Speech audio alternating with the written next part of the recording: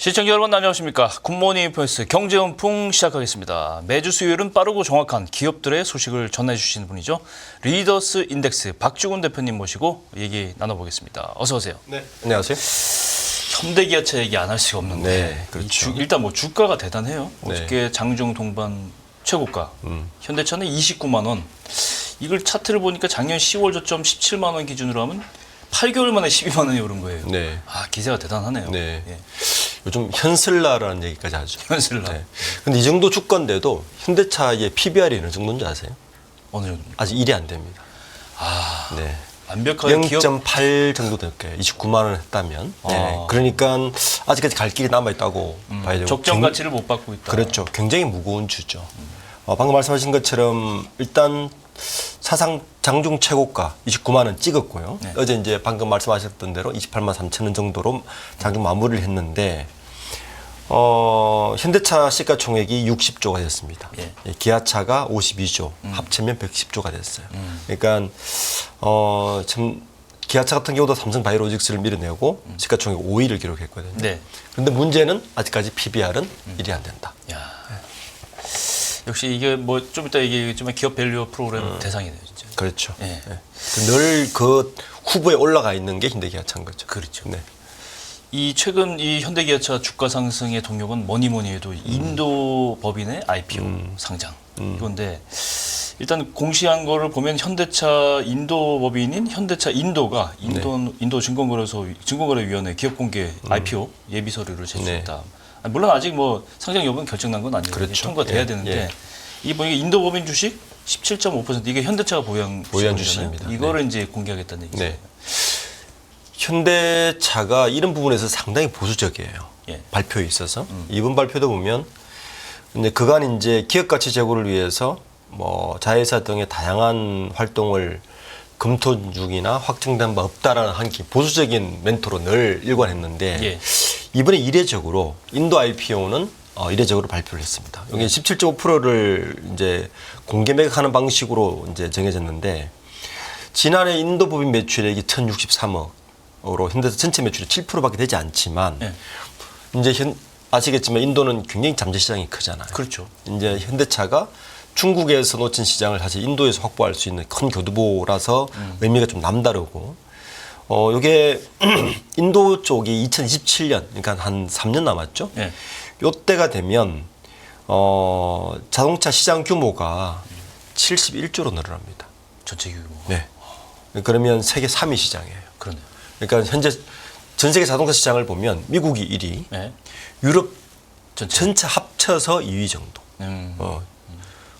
그 중국 다음 인도 정도 되는데 이 3위면 일본 자동차 시장을 앞섭니다. 그렇군요. 굉장히 큰 시장이기 때문에 예. 그래서 이번에 IPO도 보면 이번 IPO를 하게 되면 인도의 정시 사상 최대 규모입니다. 그러니까 인도가 현재까지 최대 규모가 어디였냐면은 예. 인도 생명보험공사가 25억 달러였는데 요게 한 30억 달러 네. 정도로 상장을 하니까 최대 규모가 되고 30억 달러에 한 17.5%면 현대차로 들어올 수 있는 돈이 약 30억 달러 정도 3억 달러, 3억 달러 정도. 이상을 보는 거예요. 예. 그래서 현대차의 자금 조달 규모가 30억 달러 정도 보고 있습니다. 예. 그러니까 IPO를 하게 되면 한 4조 정도를 다시 현금으로 유입이 되니까. 그렇죠. 현대차가 지금 현재 현금성 자산이 한 15조 되거든요. 예. 그럼 이 정도 자금 유입이 되면 자본 조달이 엄청나네요. 자본 조달이 많이 되고 그렇게 되면 이제 아까 처음에 얘기했던 PBR이 낮으니까 밸류업과 연결돼서 배당을 많이 할 것이 아니냐. 그렇죠. 여러 가지 호재가 겹치면서 그러네. 이게 이제 주가가 굉장히 상승하고 있는 것 같습니다. 이 방금 인도 시장이 이제 7% 정도 차지를 한다. 5월 기준으로 보면 현대기아차 합산 분석은 미국 시장 점유율은 11%예요. 네. 근데 내년에는 이게 12% 올라갈 네. 거다. 뭐 이런 얘기들이 분석이 나오면서 증권사 리서치 센터는 이걸 근거로 해서 현대기아차 주가 목표를 지금보다 더 올라갈 수 있다. 네. 뭐 이렇게 예상하는 거 아닙니까? 그렇죠. 근데 수출 쪽은 어떤 상황인지 좀 궁금하네요. 요게 이제 요 데이터의 가장 큰 의미는 네. 현대차가 지금까지 현대기아차가 미국 시장에서 늘 10% 안팎에서 움직이다가 11%, 12% 넘어가는 요 단계에서 이제 좀 고착화, 구조적으로 상승 흐름을 탔다라고 보는 게 가장 중요한 포인트입니다. 네. 예. 예. 그리고 이제 아시겠지만 자동차는 전 세계 그 빅5 정도 자동차 업체들을 보면 영업이익률이 높지가 않아요. 자동차 기업들은. 네. 그래서 항상 주가가 무겁죠. BMW가 가장 영업이익이 높은데 네. 한 두 자릿수 정도 기록합니다. 한 11% 정도. 나머지 자동차 기업들은 영업이익률이 다 한 자리예요. 높지 않군요. 그런데 재밌게도 현대기아차가 영업이익률이 9% 10%쯤 됩니다. 굉장히 영업이익이 높아요. 선방하고 있네요. 그건 가장 큰 이유 중에 하나가 예. 이제 자동차를 팔면 가장 많이 남는 차가 사실 SUV거든요. 예. 그러니까 고급차. 예. SUV에 가장 마진율이 높고 그 밑에 차는 사실은 마진율이 그렇게 높지는 않아요. 근데 BMW는 그래서 이제 굉장히 영업이익이 좋죠. 현대기아차가 미국 시장에서 높은 이 시장 점유율을 보이는데 또 하나 더 좋은 거는 이 시장 점유율의 많은 부분 차지하는 게 SUV예요. 아, 그렇습니다. 네. 그러니까 SUV 차가 뭐 산타페라든지 뭐 스포티지라든지 SUV 차가 현대차가 가성비를 앞세워서 미국 시장에 굉장히 호응이 좋거든요. 요 시장에서 시장 점유율도 구조적으로 높아지고 있는데다가 네. 포트폴리오 자체가 예. 이 굉장히 마진율이 높은 SUV 쪽으로 좀 많이 몰려 있고 또 하나 이제 이게 이제 전화위복이 된 게 뭐냐면은 작년에 기억하시겠지만 IRA 법대 예. 현대차가 안 들어갔잖아요. 그렇죠. 그러니까 폭스바겐 들어가고 예. 뭐 안 들어갔단 말이에요. 예. 그래서 굉장히 현대차에게 우울했는데 사실 이게 지금은 전화위복이 된 거예요. 왜냐하면 조지아주 공장을 이제 올 가을에 이제 완공을 하는데 예. 그때까지 전기차 시장이 캐즘에 빠져가지고 성장률이 낮은 거예요. 그렇죠. 예. 예. 그 사이에 하이브리드나 SUV가 더 많이 팔리는 이런 구조가 바뀌면서 현대차 영업이익률이 아마 이번 2분기에도 어닝 서프라이즈를 하지 않을까라고 지금 예상을 하는 부분이 바로 그 부분 때문입니다. 그 이번 시장 점유율의 10%에 대한 이야기는 사실은 단 숫자보다는 현대기아차가 구조적으로 미국에서 추세적으로 이제는 점유율을 안착할 높여갈 수 있다. 있는 포트폴리오도 굉장히 좋다. 이렇게 보기 때문에 좋은 거죠. 그거 상당히 기분 좋은 소식이네요. 네. 이 현대기아차는 내부적으로는 또 연초부터 정부의 밸류업 프로그램 이거에 대한 기대감이 네. 있었고 실적 개선 뭐 방금 말씀하신 그런 기대감이 이어왔는데 일단 뭐 말씀하신 대로 기업의 가치를 정당하게 받기 위해서 기업의 그 원래 가치를 좀 돌려받자 네. 이런 게 이제 기업 밸류업 프로그램의 목표인데 이게 선결 조건이 사실은 주주 환원 아니에요. 그렇죠. 그죠? 주주 환원이 제일 중요한 건데 현대자동차의 주주 환원 플랜은 어떻게 지금 진행되고 있어요? 우선 이제 현대기아차를 바라볼 때 저는 한 세 가지 포인트 현재로는 그러니까 현대기아차가 작년부터 계속 그 기업 밸류 프로그램에 우선에 들어가 있어요. 이유는 간단하죠. 피별이 낮습니다. 낮으니까.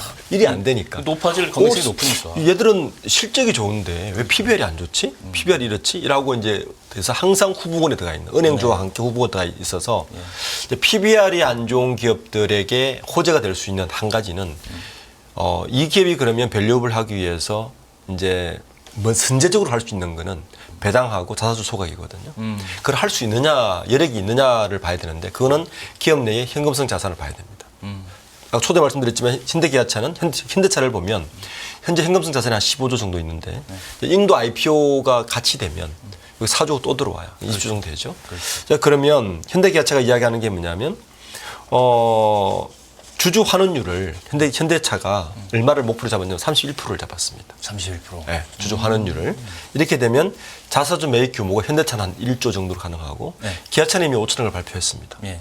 그러니까 주주 환원율을 30% 한다는 거는 자사주도 매입해서 소각을 하고 플러스 배당도 늘린다는 이야기입니다. 이렇게 되면 현대기아차가 밸류업에 대한 포텐셜 플러스 인도 IPO에 대한 현금 유입 플러스 미국 시장의 호재 이 세 개가 맞물리면서 주가가 계속 상승하고 있고 지금 정권 시장 내에서도 현대기아차의 어떤 잠재 성장을 현재 30만 원이 아니라 40만 원까지 계속 높이 상향하는 이유가 바로 되겠죠. 그런 이유 때문인 거죠. 그렇죠.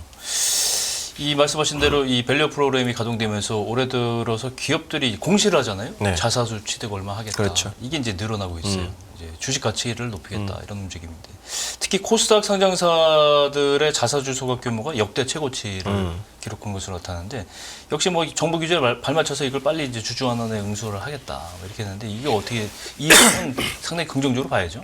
그렇죠. 어떤 자사주를 뭐 취득만 하는 게 중요한 게 아니라 취득해서 소각을 하는 게 중요한데 지금 역대 국내 그 상장사들의 자사주 취득 금액을 취득 금액만 보면 2조를 넘은 게 역대는 딱 두 번 있었어요.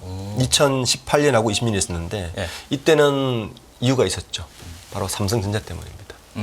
삼성전자가 1조 원 이상의 자사주를 취득을 했어요. 취득을 했어요. 이때는 이제 당시 이제 그 김영권 승계나 삼성전자 지배구조 개편 이런 거 맞물리면서 자사주를 대거 취득해서 그때만 2018년하고 2020년에만 2조를 한번 터치를 하고 그 다음부터는 1조도 겨우 터치했습니다. 그런데 올해 이제 작년이죠. 작년에 처음 다시 삼성전자가 자사주를 취득하지 않았는데도 불구하고 뭐 이제 2조를 넘기는 자사주 취득이 됐어요. 이제 대표적으로 이제 기아자동차가 5천억 가까 취득했고 이제 금융주주들이 대거 정부 정책의 밸류업에 힘입어서 뭐 신한 1,500억, 우리금융주주 1,300억 이런 식으로 취득을 해서 일단 밸류업의 첫 번째 신호탄인 자사주 취득은 시작한 건 맞는 것 같습니다. 그렇군요. 근데 밸류 프로그램 다 좋은데 이제 재계하고 정부 입장하고 조금 다른 게 있어요. 보면 이제 밸류 프로그램의 연장선상으로 상법 개정을 추진하려고 하는데 상법 382조 3항에 봤더니 기업의 이사는 회사를 위해 직무를 충실히 수행해야 된다. 경영진이 회사를 위해서 최선을 다해야 된다. 이렇게 나왔는데 여기다가 이제 주주를 위해서라는 말도 집어넣어야 된다. 이렇게 하다 보니까 회사는 반발하고 일반 주주들은 환호하고 이게 좀 충돌이 되는 거잖아요. 기업들은 반발하고. 사실은 그 기업 밸류업 프로그램의 가장 핵심이 바로 이 부분입니다. 왜 이게 핵심이냐면은 정부는 알고 있죠. 이제 기업 밸류 프로그램이 단순히 자사주 소각을 한다든지 배당만 늘리는 거는 사실은 은발의 오줌 누기식밖에 되지 않는다는 걸 알고 있습니다.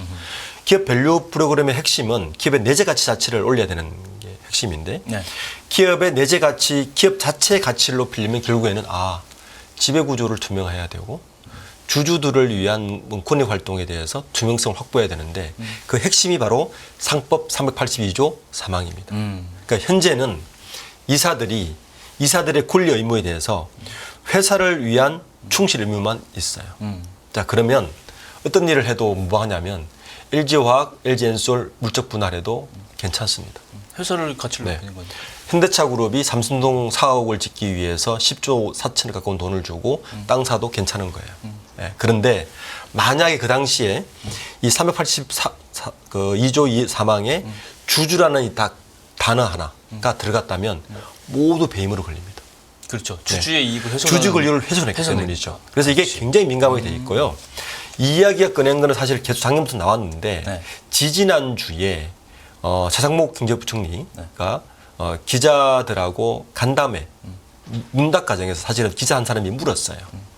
이 부분을 혹시 개정할 의향이 있으신가 했는데 차상목 부총리가 문제를 꺼낸 거예요. 주주라는 말을 검토하고 있다. 근데 부랴부랴 금감원의 이복형 금감원장이 이걸 이제 말을 꺼냈으니까 이게 이제 언론에 나오기 시작했단 말이에요.